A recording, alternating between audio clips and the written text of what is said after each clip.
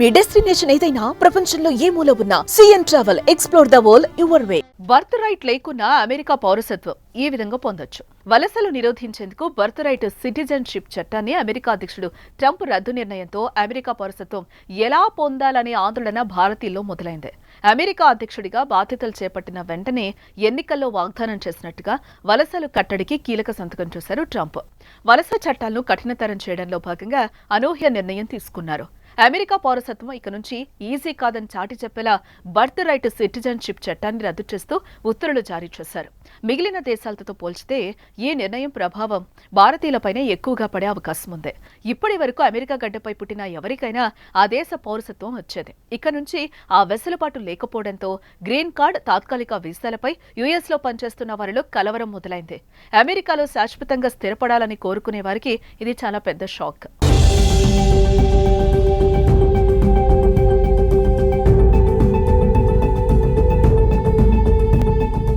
అయితే అమెరికా పౌరసత్వం పొందేందుకు వేరే మార్గాలు లేకపోలేదు. అమెరికా పౌరసత్వ కళ నెరవేర్చుకునేందుకు బోలెడు మార్గాలున్నాయి.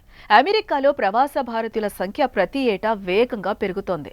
చదువు, ఉద్యోగరీత్యా తాత్కాలిక వీసాపై యుఎస్ వెళ్తూ క్రమంగా అక్కడే శాశ్వత నివాసం ఏర్పాటు చేసుకుంటున్నారు చాలా మంది. అందుకే కొన్నేళ్లలో అమెరికాకు వలస వెళ్లే భారతీయుల సంఖ్య చైనా దేశాన్ని మించిపోతోందని నివేదికలు వెల్లడయ్యాయి. ఇలాంటి సమయంలో బర్త్ రైట్ సిటిజన్షిప్ చట్టాన్ని రద్దు చేస్తూ ట్రంప్ తీసుకున్న నిర్ణయం అమెరికా కలకనే వారిలో ఆందోళన పెంచింది. పిల్లలకు యుఎస్ పౌరసత్వం కోసం బర్త్ టూరిజం పేరిట డెలివరీ ముందు అమెరికా వెళుతూ ఉంటారు చాలా మంది.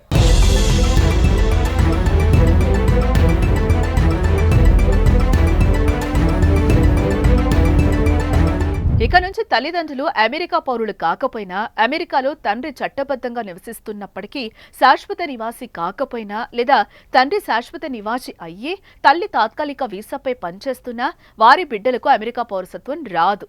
బర్త్ రైట్ సిటిజన్షిప్ చట్టం రద్దయినప్పటికీ వేరే న్యాయపరమైన మార్గాల్లో అమెరికా పౌరులు కావచ్చు. అందులో మొదటిది న్యాచురలైజేషన్.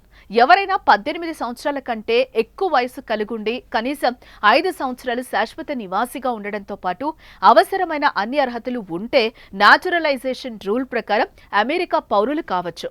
ఇక రెండోది యుఎస్ సిటిజన్తో వివాహం. అమెరికా పౌరసత్వం ఉన్నవారిని పెళ్లి చేసుకుని 3 ఏళ్ల పాటు అక్కడే నివాసం ఉన్న శాశ్వత పౌరసత్వం లభిస్తుంది.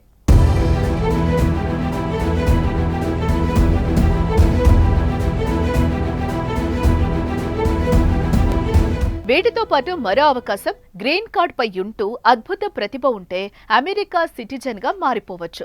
గ్రీన్ కార్డు పై అమెరికాకు వెళ్లి సైన్స్, మ్యాథ్స్, టెక్నాలజీ, ఇంజనీరింగ్ రంగాల్లో అద్భుత ప్రతిభ కనబర్చిన వారికి యుఎస్ రెడ్ కార్పెట్ వేసి మరీ పౌరసత్వం ఇస్తుంది.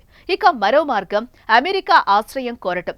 యుద్ధం, హింస లేదా భరించలేని పరిస్థితుల కారణంగా ఎవరైనా తన స్వదేశం సురక్షితం కాదని భావిస్తే వారు అమెరికాలో ఆశ్రయం పొందేందుకు అర్హత పొందొచ్చు. అక్కడ స్థిరపడిన తర్వాత శాశ్వత పౌరసత్వం కోసం దరఖాస్తు చేసుకోవచ్చు. ఇప్పటికే జన్మ హక్కు, పౌరసత్వంలో మార్పులపై అమెరికా అధ్యక్షుడు డొనాల్డ్ ట్రంప్ చేసిన ఎగ్జిక్యూటివ్ ఆర్డర్ను భారతీయ, అమెరికన్ చట్టసభ సభ్యులు వ్యతిరేకించారు.